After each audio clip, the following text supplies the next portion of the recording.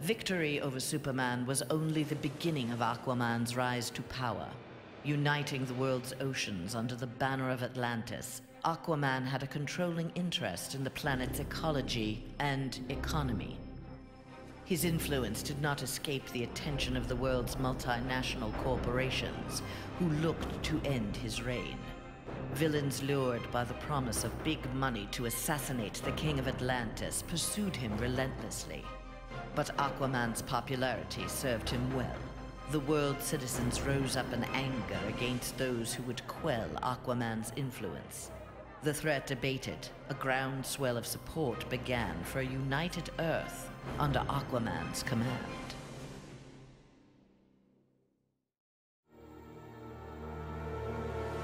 Superman's defeat did not work to Aries' advantage as he had planned. The heroes of the parallel dimension helped this world's Batman build a conflict-free utopia that left the war god famished. On the brink of death, Aries managed to imprison Brainiac 5. He forced Brainiac to create a time loop beginning with the other dimensional heroes' arrival and ending just before their victory. In this pocket of time, Aries flourished. Endless war was his to savor.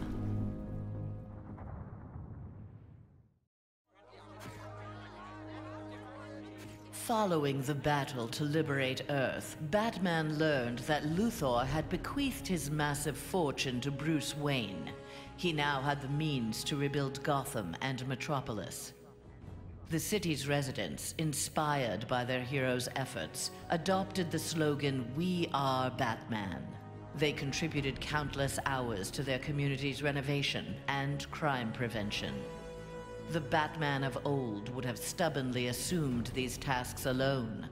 The post-One Earth Batman, having been rewarded for his trust in others, enjoyed his city's renewal and his role as its benefactor.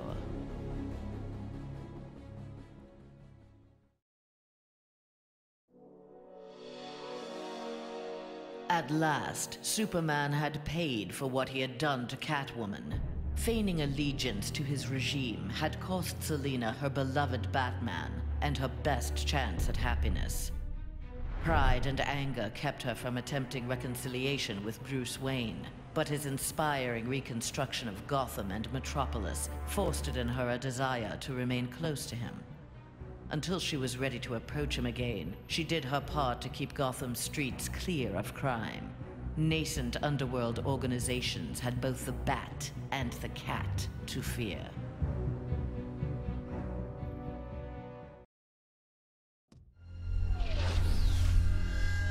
After Superman's defeat, Cyborg led the assault on the Fortress of Solitude to flush out remnants of the High Counselor's regime.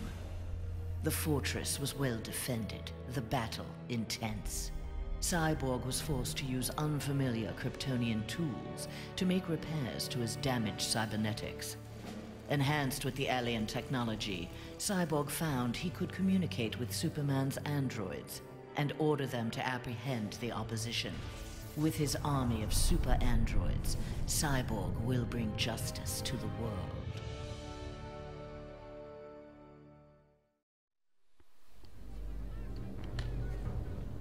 With Superman's regime toppled, new governments formed to take its place. New governments meant new customers for Deathstroke, and business was booming. Soon there were more assassinations to carry out, revolutions to aid, and unrest to create than he could manage on his own. The One Earth regime's elite troopers, having committed atrocities in Superman's name, had gone into hiding from a populace bent on revenge. Impossible for most to find, but not for Deathstroke. Recruiting these renegades, he formed the New Titans, the world's premier political assassins.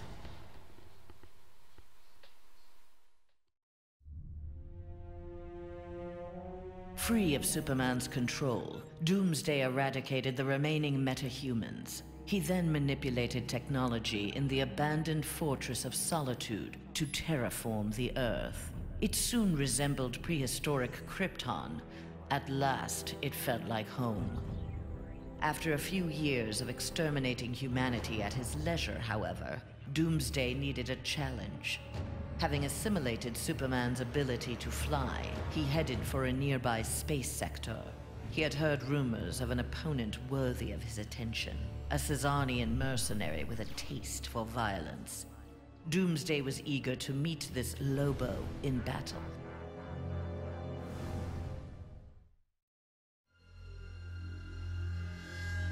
Flash had taken down the High Counselor, but the atrocities he had abetted during Superman's regime continued to haunt him.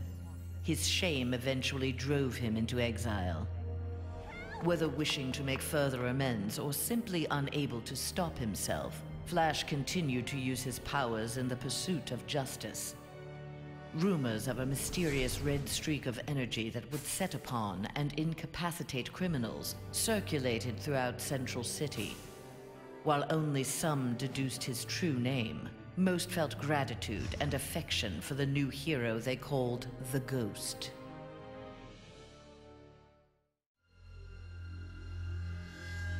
After the fall of Superman, Green Arrow visited the Star City of this parallel Earth. His counterpart was one of the first heroes to fall in the battle against Superman, one of the first to object to the Man of Steel's new tactics and reasoning. A memorial erected in Star City's Orchid Bay served as a reminder of the need to fight oppression regardless of the odds. There, Green Arrow found that one citizen wasn't content to memorialize Oliver Queen in stone. With Green Arrow's training, a new archer, dressed in crimson, took up the fallen hero's mantle. Let Star City's criminals beware. The night belongs to Red Arrow.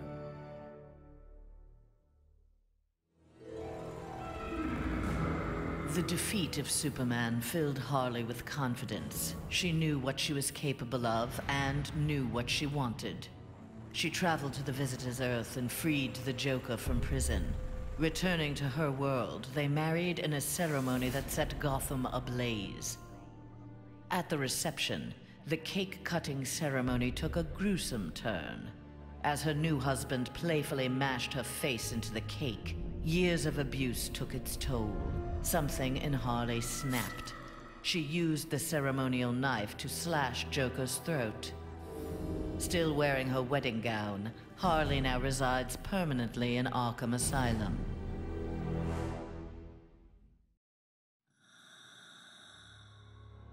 Free of his brainwashing, Hawkgirl exacted revenge on the High Counselor for murdering her husband, Hawkman. She was nevertheless sent to prison for her role in the regime. One night, she awoke hovering above her cot, glowing with eldritch light. An instant later, she stood at the bottom of a shallow crater. There, she found the source of the light, a meteorite of pure nth metal. As she touched it, the meteorite sprung to life, encasing her in nth metal. The new armor made Hawkgirl invincible. Her first act, vengeance against those who had helped Superman capture Hawkman.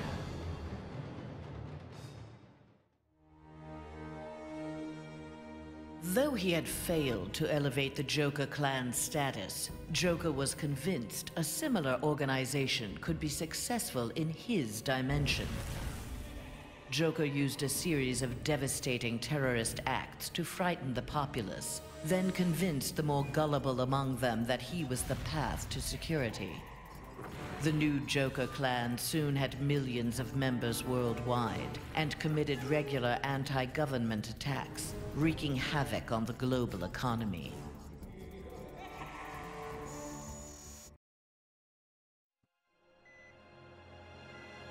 Killer Frost reveled in her victory, but her overconfidence betrayed her. Seizing the opportunity, agents of Star Labs captured her. Their scientists harnessed her freezing power in order to fortify the world's polar ice caps. But Star Labs underestimated Frost's abilities. Turning on her captors, she froze their facility and eventually the entire Western Hemisphere. The survivors now struggled to overthrow the self-proclaimed Ice Queen.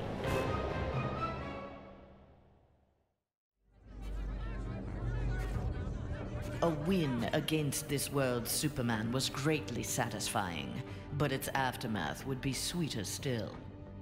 Luthor had traveled to this dimension to convince its residents that he was their Luthor, who had miraculously survived the High Counselor's globally televised attack on him. Beloved before, the triumphant Luthor was now worshipped. He was elected President of the United States, but soon looked to further consolidate his power.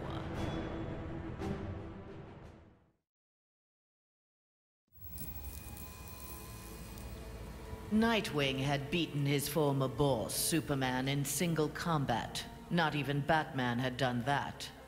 His thirst for conflict grew. He began challenging anyone who crossed his path.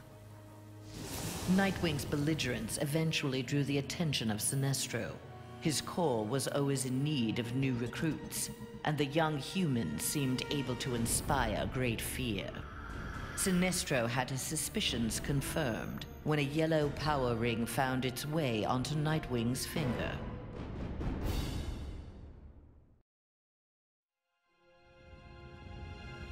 Winning the battle with Superman cost Raven dearly. The amount of demonic energy required overwhelmed her. After regaining consciousness, she looked around warily. Her immediate surroundings were a hellish ruin. Nearby stood her father, Trigon. Raven had somehow called him forth during her battle. Trigon thanked his daughter. He then summoned an army of demons and set out to destroy the rest of the planet.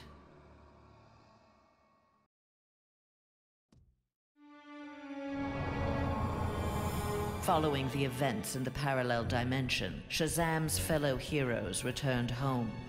But an alien virus contracted during the transfer created in them acute mental instability. They turned on their fellow crime fighters in a deranged fury.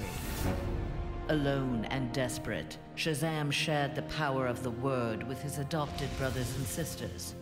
Their purity of heart gave them courage. The army of Shazam incapacitated the former heroes. Eventually, they took the place of the Justice League as primary defenders of Earth.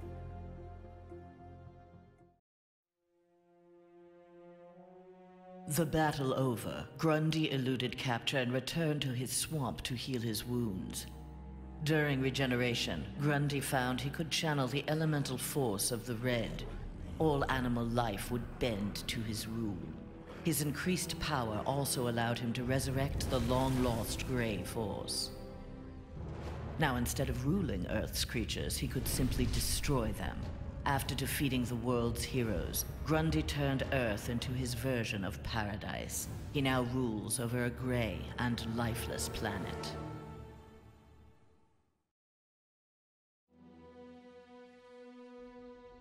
Though pleased with the outcome, Superman's battle with his duplicate left him troubled. If one Superman could go so far astray, why not another? Preventative measures were in order.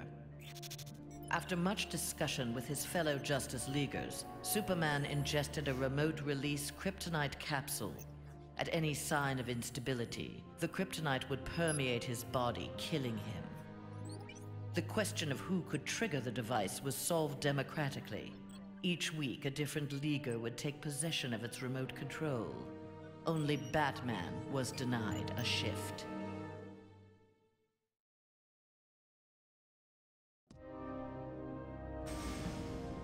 Mere days after returning to his Earth, Green Lantern, in an event mirroring his ascension to the core, witnessed the crash landing of an alien ship. Investigating the wreckage, he encountered the pilot, who claimed to be Abin Sur. But this Abin Sur wore no power ring, and referred to him in halting breaths as the Almighty One. Green Lantern tried to convince the alien of their past, that Abin Sur had named Hal Jordan, his successor, as the Green Lantern of Sector 2814. But the alien died from his wounds before Lantern could learn more of him. Lantern left immediately for Oa. The Guardians were his only hope of solving this mystery.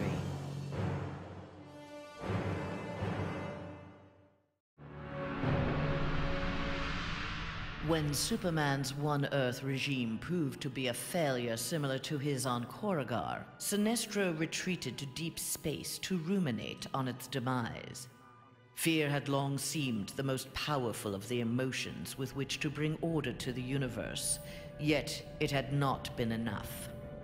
Desperate, Sinestro hurled the might of the Sinestro core against the life entity, keeper of the white power battery. Ultimately victorious, Sinestro now wielded the power of a white lantern. No adversary could possibly withstand him.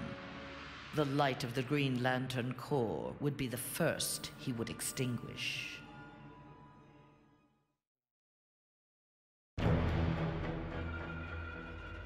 The defeat of Superman taught Black Adam one thing. Most of Earth's denizens were too weak to adopt Kahndaq's visionary form of government. He returned to his homeland with a new plan.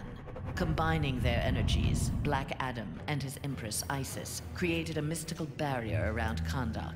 There they reigned in peace, their country an oasis in the wasteland of human civilization.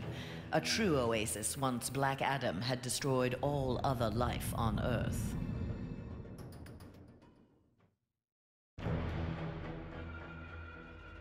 Superman had been a fool to believe Bane would willingly accept a subordinate role in the One Earth government.